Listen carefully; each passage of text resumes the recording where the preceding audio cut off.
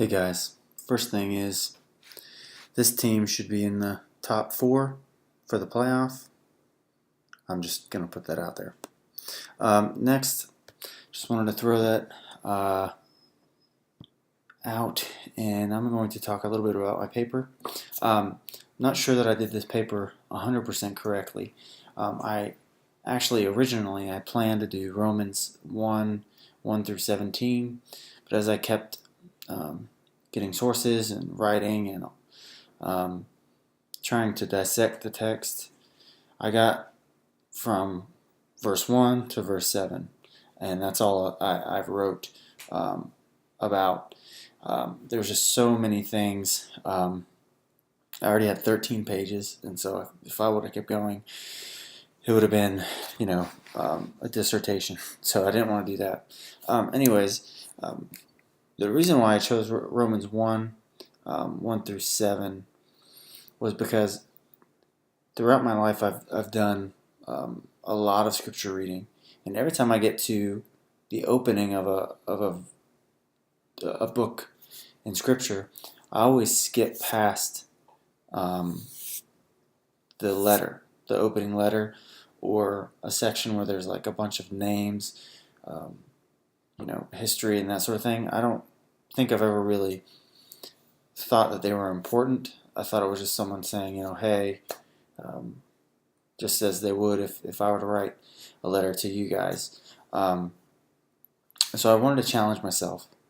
And as I studied this and as I learned what Paul was doing here, it really opened my eyes and challenged me to never do that again, to always read, because it gives you the proper context for the rest of the chapter.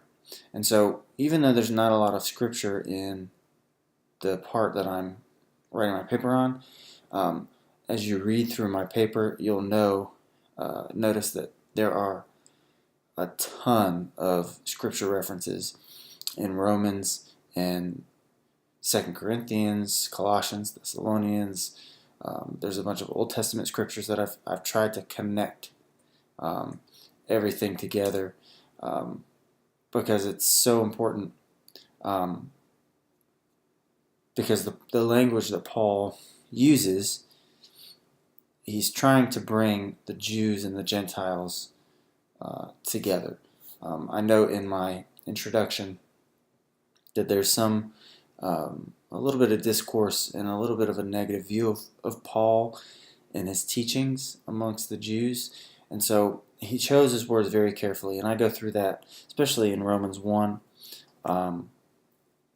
He really chooses every single word that he does very carefully. So I go through that and I dissect that, and I've tried my best to include the Greek next to the English translation, so that when you're reading, it's makes sense and you don't have to go back and look at every single little Greek word and that sort of thing.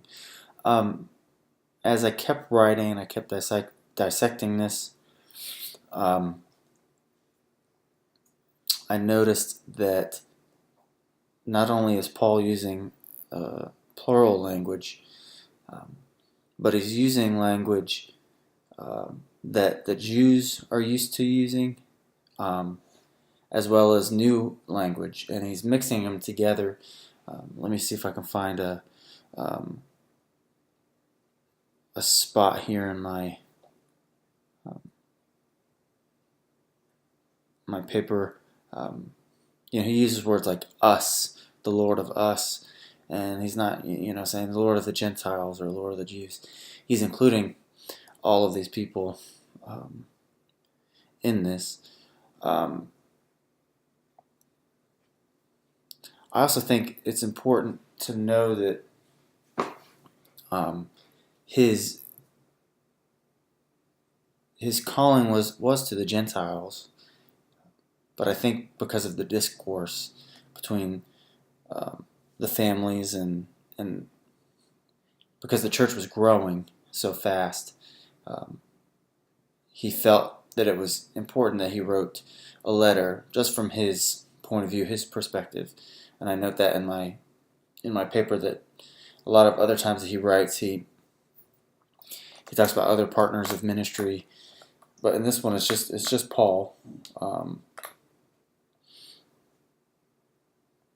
And so I thought that's interesting to see that he wrote that way. Looking for a spot here in my paper. So yeah, I really try to dissect every single either like short phrase or word in this letter and what it means, not just to those people back then, but what it means for us. I wrote in my conclusion, there's a lot of negative things going on in our world. There's a lot of racism and hate. And so I think this letter translates more now than maybe it ever has. And Paul's saying that everybody is called, everybody who's a Christian is called to join together and unite together because, yes, we're all different. We may come from a different background, different religion, different ethnicity, but the beauty of this letter and what Paul is saying is that the gospel's for everybody. I think that's at the heart of what he's saying. And he really, I try to emphasize that he really sets that up for the reader, specifically in Romans 1, 16 and 17. He really sets us up for the rest of his letter in just the very short beginning of his letter. So as you read, just critique it, ask questions.